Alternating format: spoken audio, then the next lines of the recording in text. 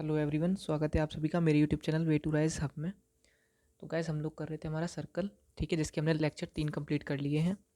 इन 3 lecture में हमने समझा कि सर्कल क्या होता है। सर्कल की जो इंपॉर्टेंट थ्योरम्स थी, मेजरली 3 थ्योरम्स थी, वो तीनों हमने कर ली थी और उन 3 पर कुछ एप्लीकेशन बेस्ड 1-2 क्वेश्चन भी किए थे, ठीक है। तो हम उन्हीं थ्योरम्स पर आगे क्वेश्चंस करने वाले हैं। थ्योरम वही है आपकी भी जो आती हैं, वो डायरेक्टली आ जाती हैं कभी कभार, या फिर वो किसी और प्रूफ में या किसी एप्लीकेशन बेस्ड क्वेश्चन पर वैल्यू निकालने वाले में लग जाती हैं, ठीक है। तो चलिए अपना लेक्चर 4 स्टार्ट करते हैं। और अगर अगर आपने अभी तक वो वीडियोस नहीं देखी हैं तो आप जाके उन्हें देख लीजिए।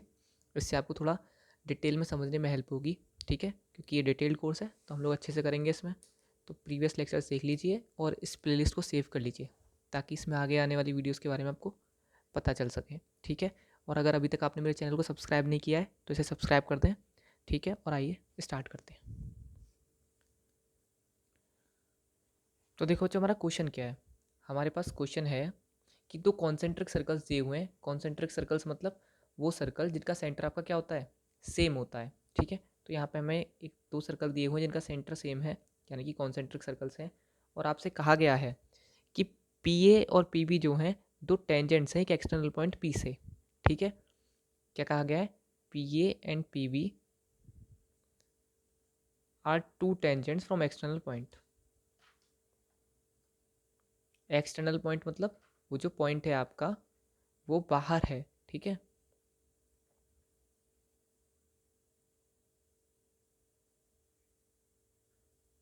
ठीक है, यानी कि हम अगर इधर ले लूँ मैं पी, और ये जो टेंजेंट्स हैं ये दोनों एक छोटे और एक बड़े सर्कल पर है, एक स्मॉलर और एक बिगर सर्कल पर है, ठीक है। तो पी पॉइंट से एक बिगर सर्कल पर टेंजेंट है, इतना क्लियर, और एक स्मॉलर सर्कल पर टेंजेंट है। तो सपोज ये लाइन बी हो गई आपकी और ये पी ए हो गई, ओ सॉरी ए हो गई, है ना, ठीक है। तो आपसे कहा गया है कि छोटे सर्कल की रेडियस जो है वो 5 सेंटीमीटर है। तो अगर ये रेडियस हो जाती है हमारी, तो ये 5 सेंटीमीटर है स्मॉलर सर्कल की, और बिगर सर्कल की जो रेडियस है हमारे पास वो आपकी 8 सेंटीमीटर है, ठीक है। इतना में दिया गया है, हमें पता है ये 90 डिग्री होंगी, है ना। इस बात को लिखना भी होता है किसी किसी क्वेश्चन में, लेकिन चलो ये पता है कि 90 होंगी। क्यों? क्योंकि रेडियस जो है टेंजेंट के परपेंडिकुलर होती है। इतना समझ आया क्वेश्चन। आपसे कहा क्या गया है, वो आपसे कहा गया है अगर ए पी की जो लेंथ है, ए पी क्या है, ए पी की लेंथ है आपकी 15 सेंटीमीटर,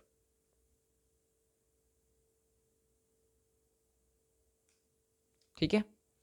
आपको दी हुई है ए पी की लेंथ, ए पी नहीं पी बी की लेंथ दी हुई है 15 centimetre, P B equals to 15। Find P A, आपको पी ए फाइंड करनी है, इतना क्लियर है, ठीक है। तो हम सबसे पहले वही करेंगे जो हमें पता है। हमें क्या पता है, हमें यहाँ पे ये पता है कि ये जो टेंजेंट्स होंगी रेडियस के परपेंडिकुलर होंगी, या जो रेडियस होगी वो टेंजेंट के परपेंडिकुलर होगी, इतना पता है हमें, ठीक है। और हम एक कंस्ट्रक्शन करेंगे यहाँ पर। देखो हम कंस्ट्रक्शन क्या करेंगे, हम कंस्ट्रक्ट करेंगे ये लाइन।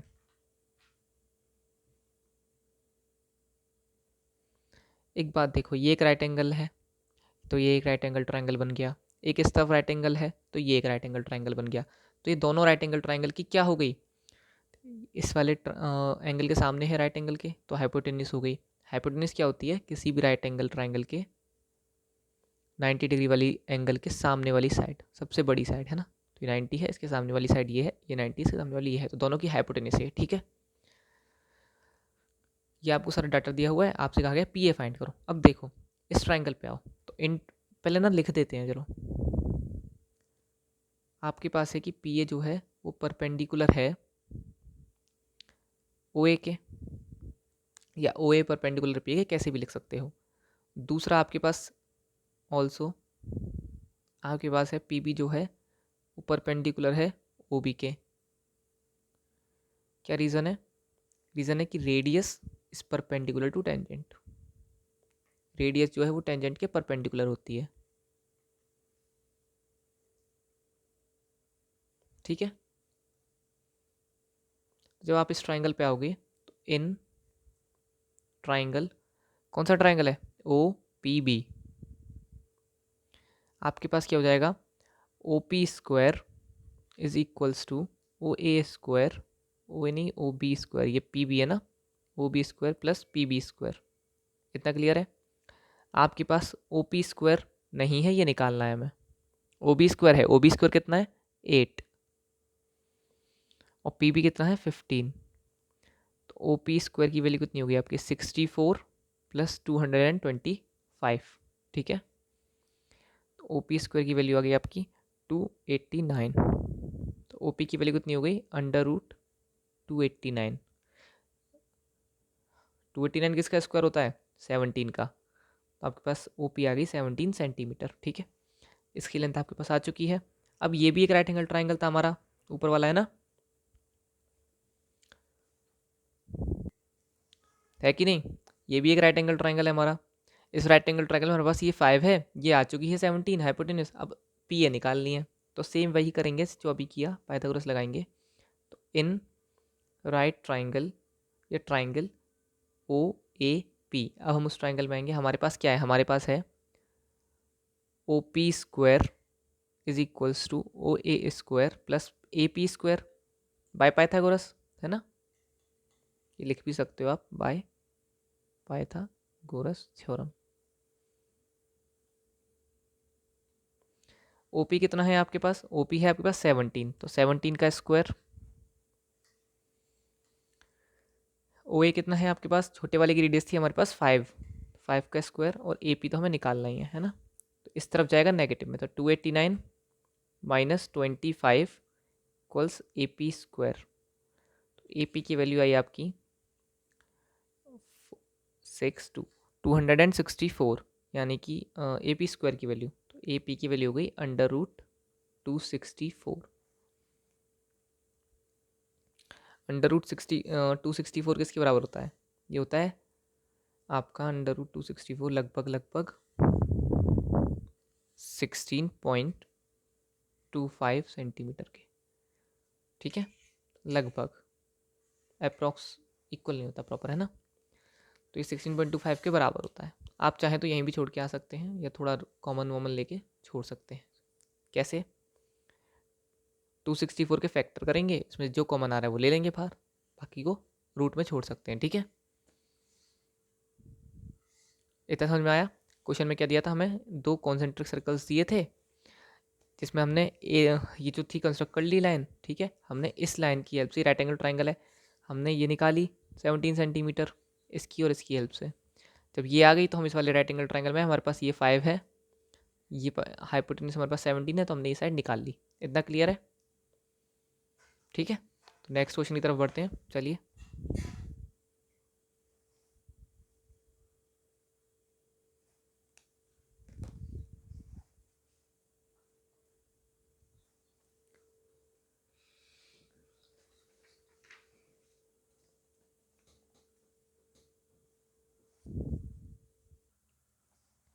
देखो, नेक्स्ट क्वेश्चन में हमारे पास दो कॉन्सेंट्रिक सर्कल्स हैं, तो हमारे पास दो कॉन्सेंट्रिक सर्कल्स हैं।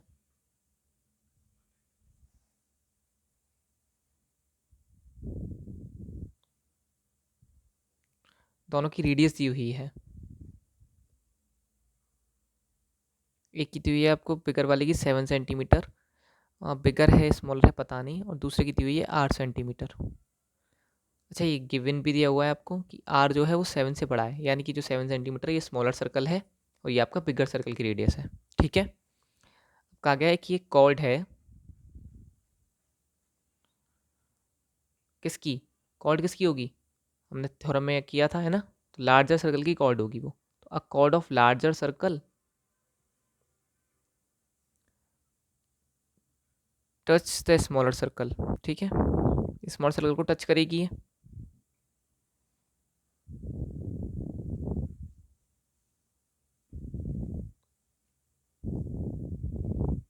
इसकी जो लेंथ है आपकी कॉर्ड की वो दी हुई है 46 सेंटीमीटर। ठीक है, तो हमारे पास क्या है, हमारे पास दोनों सर्कल की रेडियस नहीं है, एक की है 7, दूसरे की आर है। जो कॉर्ड है वो कितनी उसकी है लेंथ की 46 सेंटीमीटर की। इतना क्लियर है? तो देखो इसका डायग्राम बनाते हैं। ठीक है, आपको क्या बोला गया था, देखिए गौर से एक बार क्वेश्चन को। आपको बोला गया था कि दो कॉन्सेंट्रिक सर्कल्स हैं, जिसमें एक की रेडियस है 7, एक की रेडियस है आर। ठीक है,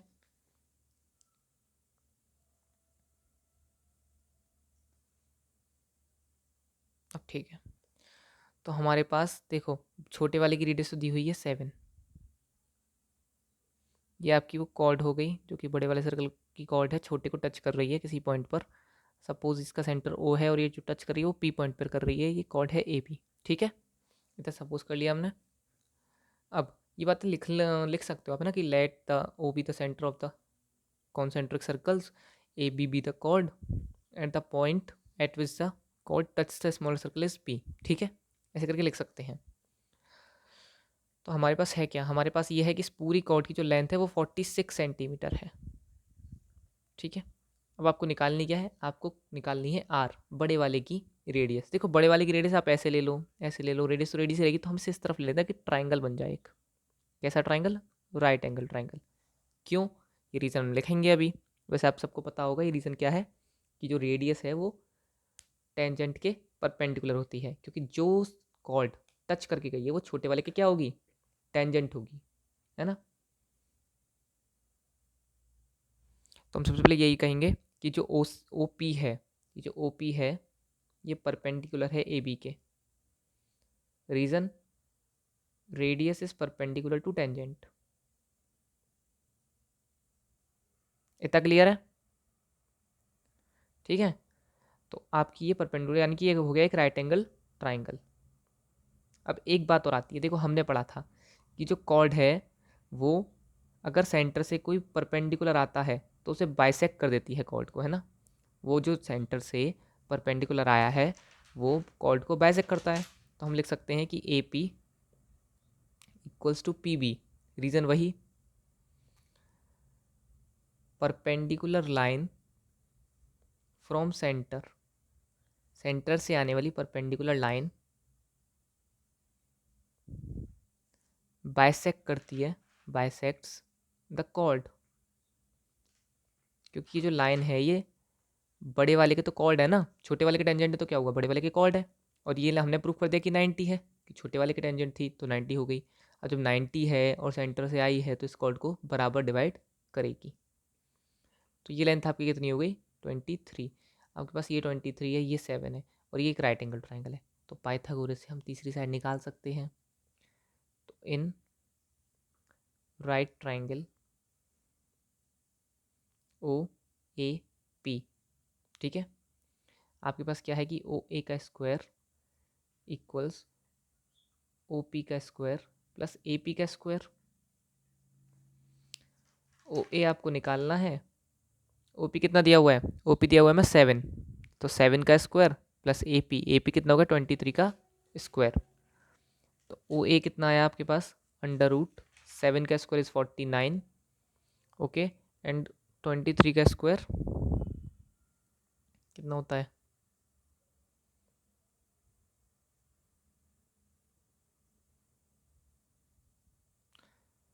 529, ठीक है।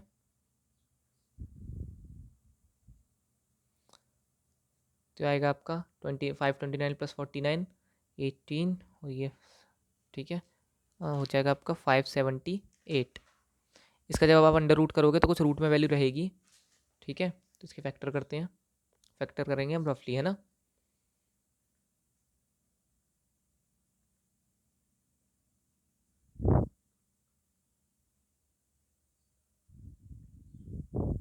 किससे जाएगा ये, देखो ये 7 से जाएगा नहीं, 9 से नहीं जाएगा 13 से, 13 से भी नहीं जाएगा, जाएगा आपका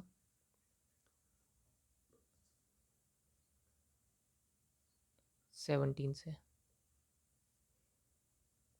है ना। 17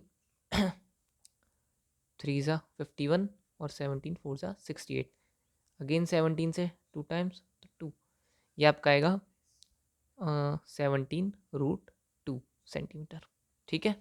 इतना क्लियर है, था सिंपल। रूट में टाइम लग जाएगा थोड़ा सा, तो वो फैक्टर से हम निकाल सकते हैं इजीली।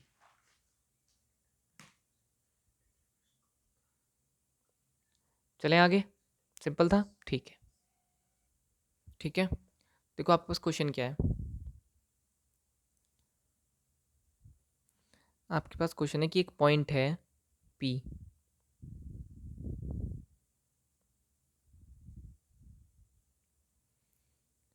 जो कि सर्कल के बाहर है, तो from A point P outside a circle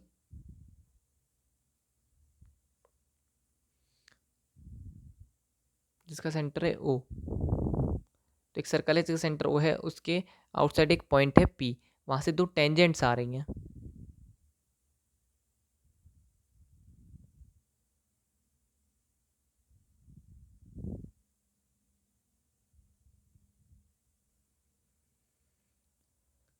तो आपको प्रूफ करना है कि प्रूव दैट ओपी जो होगा वो आपका राइट बाइसेक्टर होगा। OP is the right bisector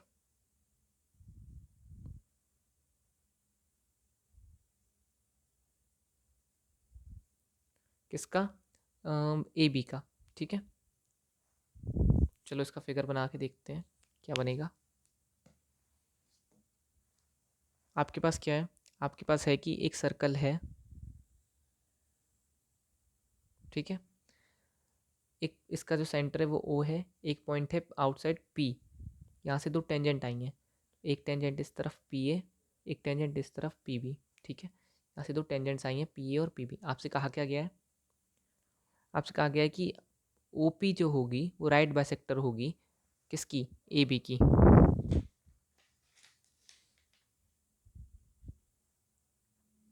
मान लो ये ए है, ये बी है, ये आपकी ओ पी हो जाएगी। ए बी को ज्वाइन करने वाली लाइन ऐसी बनेगी कुछ। तो ये जो ओ पी है इसने से राइट बाइसेक्टर किया, यानी कि 90 डिग्री पे बाइसेक्ट किया, ये प्रूफ करना है आपको। बाइसेक्ट भी किया है और 90 डिग्री पे कट भी किया है। ठीक है, ये हमारा क्वेश्चन है। एक बार और समझ लें क्वेश्चन को। तो आपसे कहा गया है कि एक पॉइंट था किसी सर्कल के बाहर पी, वहाँ से दो टेंजेंट्स आई हैं और उस पॉइंट से और सेंटर के अलोंग जो लाइन जा रही है उसको ज्वाइन, जो लाइन कर रही है सेंटर को और उस पॉइंट को, वो बाइसेक्ट कर रही है दोनों कॉर्ड्स से बनने वाली लाइन को। ठीक है, ये कॉर्ड्स के पॉइंट जहाँ पे टच हुए वहाँ से बनने वाली लाइन हो गई आपकी ए बी, इसको बाइसेक्ट किया है इस लाइन ने, ये प्रूफ करना है। वो भी कैसा बाइसेक्ट किया है? परपेंडिकुलरली बाइसेक्ट किया है। ठीक है, तो आपको प्रूफ क्या करना है? टू प्रूव, दो बातें प्रूफ करनी है। देखो ये भी आया हुआ क्वेश्चन है सीबीएसई में। ठीक है, क्या? कि जो एंगल ए ओ पी है वो 90 डिग्री है, तभी तो राइट बाइसेक्ट कर रहा है ना। इसके अलावा ओ ए जो है वो ओ बी के बराबर है, बाइसेक्ट भी कर रहा है। ठीक है, तो ये दो बात आपको प्रूफ करनी है। ठीक है, अब देखो आपके पास है क्या? आपको पता है किसी किसी एक्सटर्नल पॉइंट से टेंजेंट जो बनती हैं एक सर्कल पर, सेम सर्कल पर, दोनों आपस में बराबर होती हैं। इतना पता है? नहीं पता? ये थ्योरम थी एक, जो कि बहुत ज़रूरी थ्योरम थी, डायरेक्टली एग्जैक्टली पेपर में आ जाती है उठ के, क्योंकि हमने शायद सेकंड लेक्चर में या फर्स्ट लेक्चर में की थी। तो P A equals P B, है ना। पी ए और पी बी आपके बराबर हैं, क्यों? Tangents from an same external point, एक ही सेम पॉइंट से आपकी टेंजेंट्स हैं।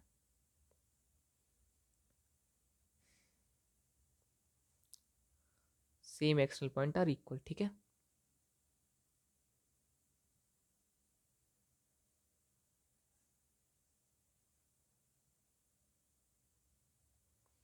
तो हमारे पास हो गया पी ए और पी बी दोनों बराबर है। ठीक है, अब एक बात देखो, आपके पास एक और चीज़ है क्या? आपके पास है कि मान लो इसने यहाँ पे कट जो किया, ये पॉइंट आपका क्यू है।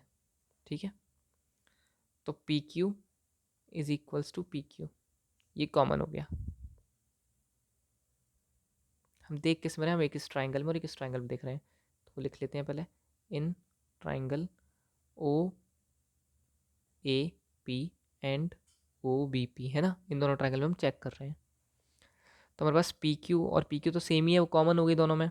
इसके अलावा एक चीज़ और है, एंगल ए पी क्यू, देख लो कौन सा एंगल है, ए पी क्यू, और angle B P, A P Q और बी पी क्यू कितने हो जाएंगे? सेम या इक्वल?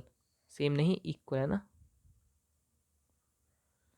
ये वाला एंगल और ये वाला एंगल, क्यों? हमने पढ़ा था किसी एक एक्सटर्नल पॉइंट से अगर टेंजेंट आती हैं किसी सर्कल पर तो वो बराबर भी होती हैं और इक्वल एंगल भी सबटेंड करती हैं, यहाँ पर और सेंटर पर भी, लेकिन ये सेंटर पर तो कर ही नहीं रही है ना। तो ये वाला एंगल, अब देखो ए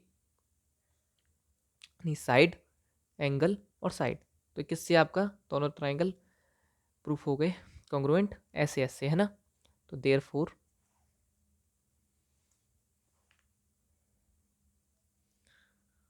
triangle O A P, O नहीं Q A P and triangle Q B P are congruent. मतलब आपके जो ट्राइंगल थे दोनों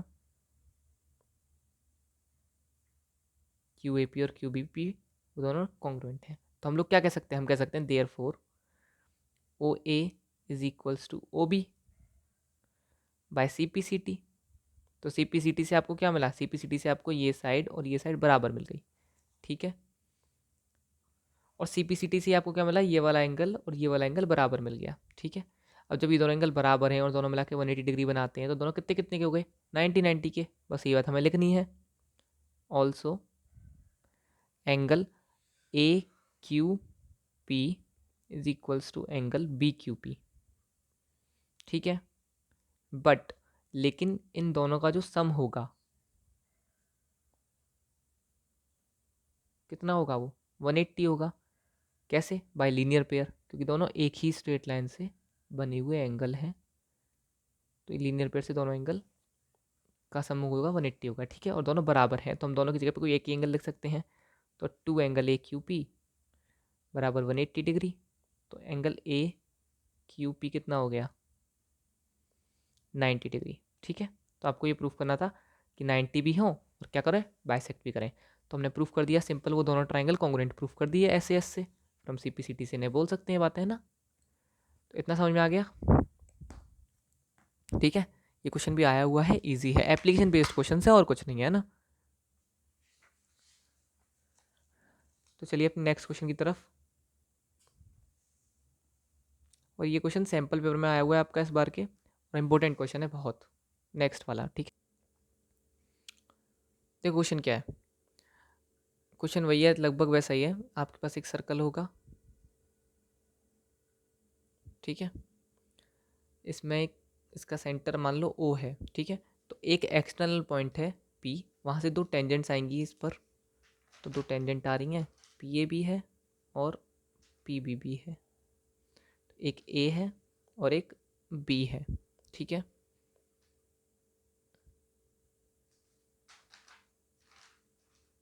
आपसे क्या कहा गया है, आपसे कहा गया है कि प्रूफ कीजिए कि ये जो क्वाड्रिलेटरल बना, quadrilateral A O B P, ये साइक्लिक है। ये आपको प्रूफ करना है, ठीक है। तो आपको प्रूफ क्या करना है, एक सर्कल था जिस पर एक एक्सटर्नल पॉइंट से दो टेंजेंट्स आ रही थी। वो दोनों क्या थी, वो दोनों टेंजेंट्स, एक तो चलो वो इक्वल तो होंगी, वो अलग बात है। आपको प्रूफ करना है कि उससे जो क्वाड्रिलेटरल बनेगा वो आपका साइक्लिक है, ठीक है। इतना समझ में आया क्वेश्चन। ये ना एक थ्योरम की तरह था, याद हो तो आपको, कि वो एंगल कितने सबटेंड करेंगी, ये वाला एंगल और ये वाला एंगल आपका 180 होगा, लगभग वैसा ही है। साइक्लिक क्या कहता है, साइक्लिक कहता है कि अपोजिट एंगल्स का सम 180 होना चाहिए, ठीक है। तो देखो ये तो 90 हो ही गया अपने आप में, ये भी 90 हो गया, तो इन दोनों का सम तो 180 वैसे ही प्रूफ हो गया। अब फिर चारों का सम कितना होता है क्वाड्रिलेटरल के, 360। हम उसमें से माइनस करेंगे, कितना बचेगा, 180। आया समझ में, नहीं आया तो देखो करके देखते हैं। आपके पास क्या है, आपके पास है कि ओ ए वो परपेंडिकुलर है ए पी के, ठीक है। O A is perpendicular to A P, है ना। रीजन वही, radius is perpendicular to tangent, ठीक है। और आपके पास क्या है कि O B is perpendicular to B P, reason क्या हो जाएगा, वही सेम ऊपर वाला, radius is perpendicular to tangent.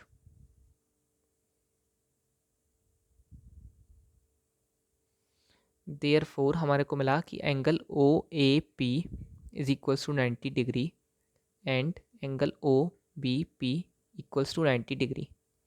यानी कि हम लिख सकते हैं क्या, कि इन दोनों का सम तो हो गया 180,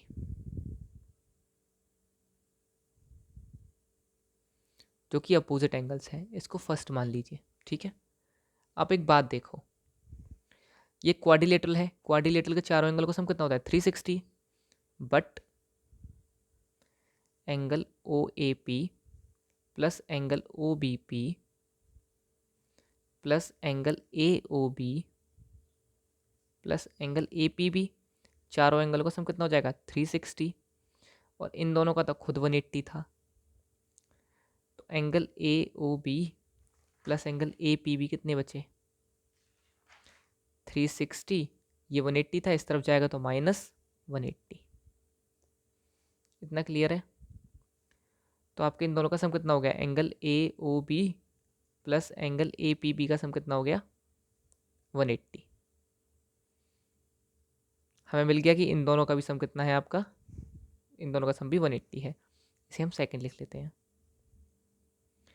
तो मैं क्या मिला, फ्रॉम फर्स्ट एंड सेकंड